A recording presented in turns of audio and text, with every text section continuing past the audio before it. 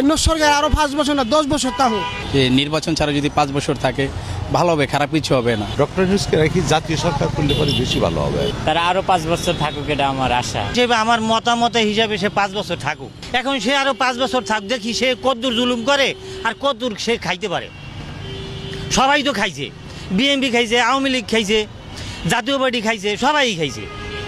এখন উনি 5 বছর খাক। যে দাবিটা উঠছে যে নির্বাচন না, এই সরকারকে আরো 5 বছর চাই, আপনি দাবির সাথে পুরোপুরি একমত?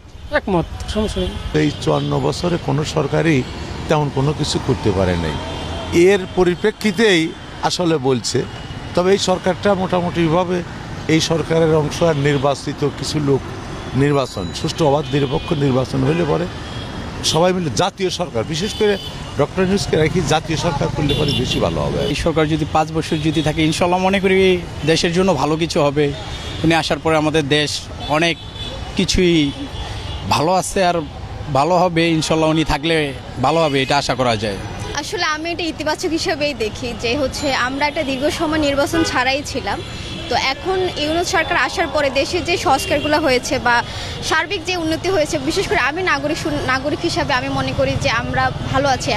এখন আমার কাছে মনে হয় যে ইউনূস সরকার যদি আরও 5 বছর থাকে বা 5 বছর বা 2 বছর 1 বছর যায়, আরও একটু বেশি সময় যদি থাকে, তাহলে আমার মনে হয় না এটা কোনো খারাপ প্রভাব ফেলবে। আমার মনে হয় এটা ইতিবাচক একটা প্রভাবই ফেলবে, যেহেতু উনি সারা বিশ্বে একজন সুপরিচিত মানুষ, সারা বিশ্বের সাথে ওনার ভালো পরিচিতি আছে। তো আমার মনে হয় যে ওনার এই সুপরিচিতি দেশের জন্য কিছুটা হলেও কল্যাণ বয়ে আনবে। তো সেই দৃষ্টিতে আমার মনে হয় যে এটা ইতিবাচক প্রভাবই ফেলবে।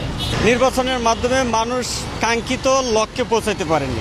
আমরা যে সাধারণ মানুষ, আমরা যে সাধারণ ভোটার, আমরা কখনোই আমাদের যে চাওয়া পাওয়া কখনোই পূর্ণ হয়নি।